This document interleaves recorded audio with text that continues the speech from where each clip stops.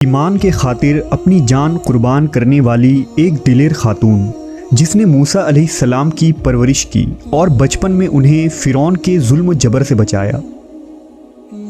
लेकिन जब उस खातून ने अल्लाह पर ईमान लाया तो फ़िरौन ने उसके साथ क्या सलूक किया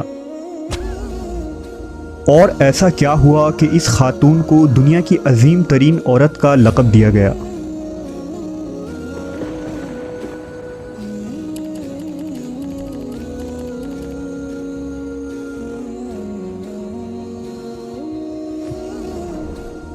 फ़िरौन मिस्र का एक जालिम व जाबिर बादशाह था। उसने मिस्र में आबाद कौम बनी इसराइल को गुलाम बना रखा था और उन पर जुल्म के पहाड़ तोड़ता था।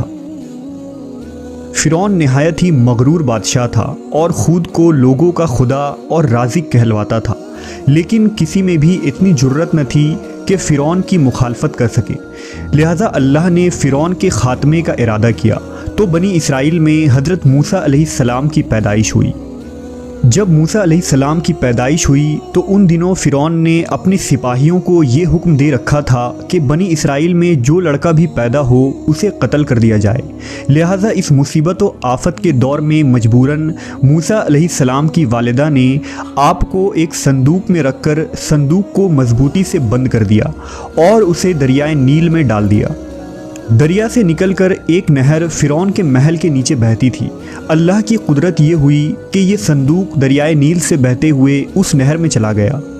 उस वक्त नहर के किनारे फ़िरौन की बीवी आसिया बिनते मुज़ाहिम बैठकर नहर का नज़ारा कर रही थी। आसिया एक खूबसूरत और नेक दिल खातून थी और वो किसी बीमारी से शदीद तकलीफ़ में थी। फ़िरौन ने इसका बहुत कुछ इलाज कराया था मगर वो नाकाम रहा। कहते हैं कि काहिनों ने उसे बताया था कि ए फ़िरौन, हम पेशन गोई करते हैं कि इस दरिया में से एक आदमी तेरे महल में दाखिल होगा। अगर उसके मुंह की राल इस बीमार खातून के जिस्म पर मली जाएगी तो उसे शफा हो जाएगा।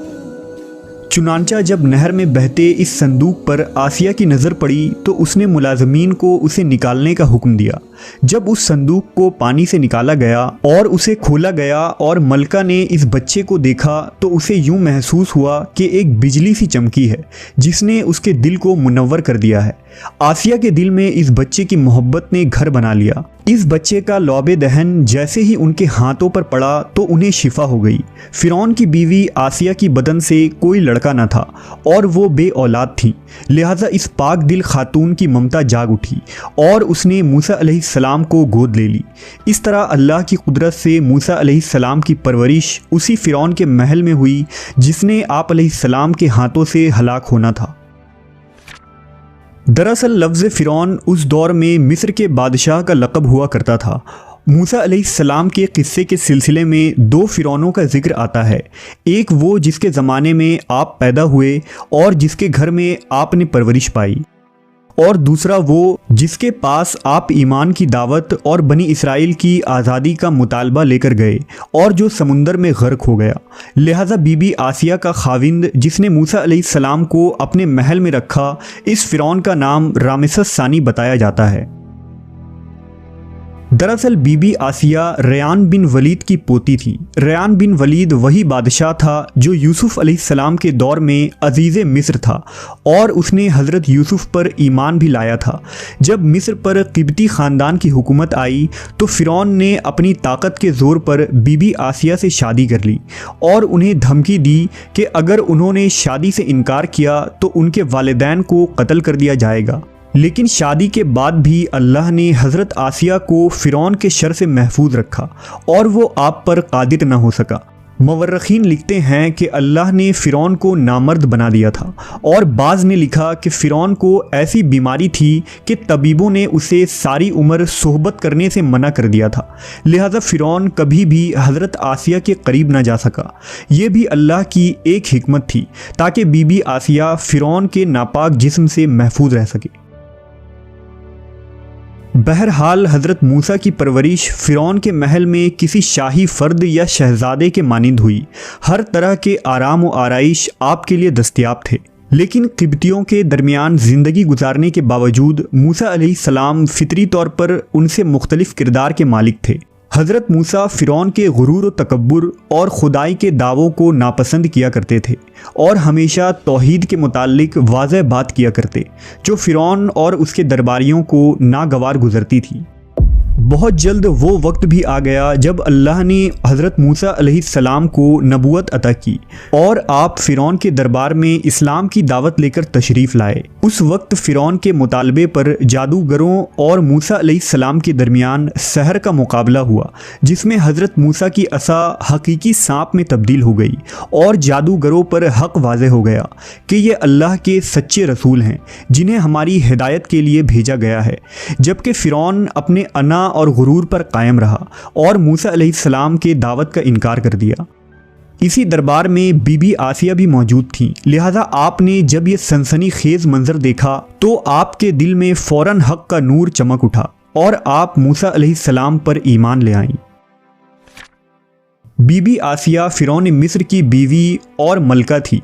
आपके पास माल और दौलत की कसरत थी, लेकिन इसके बावजूद आप गुरूर और तकब्बुर का शिकार नहीं थी, बल्कि आपका दिल गरीबों की मोहब्बत से सरशार और उन पर शफ़क़त और मेहरबानी के जज्बे से मामूर था। आप दिल खोल कर उन पर सदका और खैरात किया करती। इसी वजह से आपको उम्मुल मसाकीन यानी मिस्कीनों की माँ भी कहा जाता है।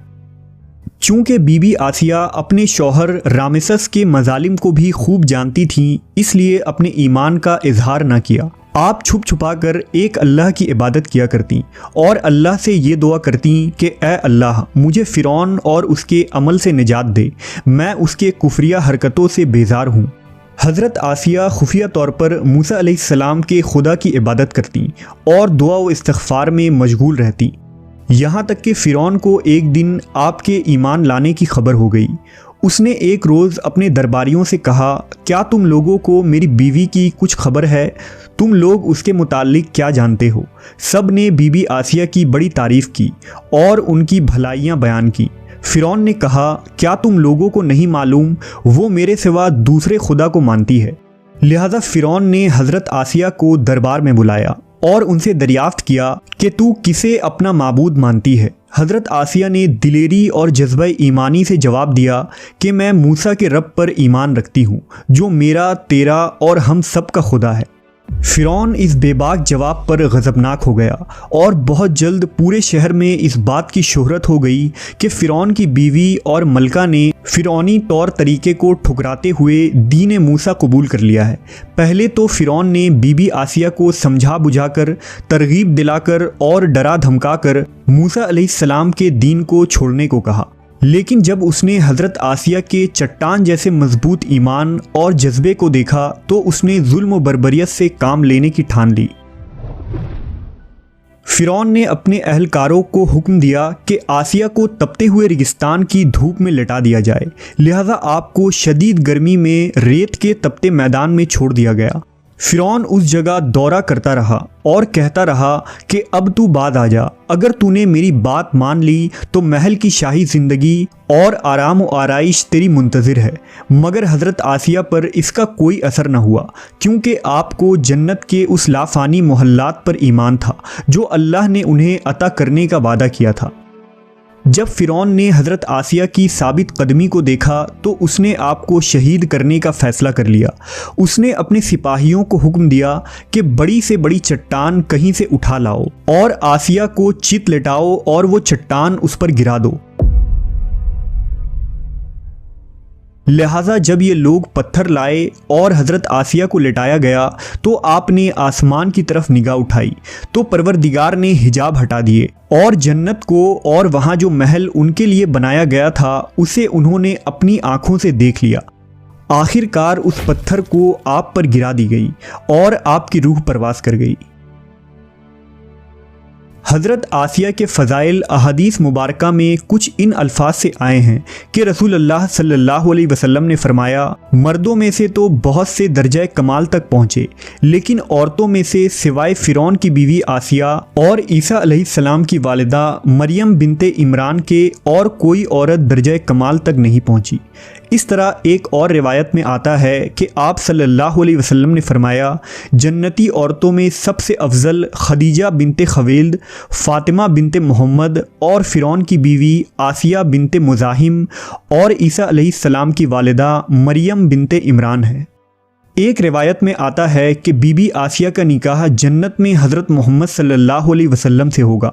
लिहाजा रिवायत है कि रसूलुल्लाह सल्लल्लाहु अलैहि वसल्लम ने फरमाया, जन्नत में मेरा निकाह मरियम बिनते इमरान, मूसा की बहन कुलसूम और फ़िरौन की बीवी आसिया के साथ होगा।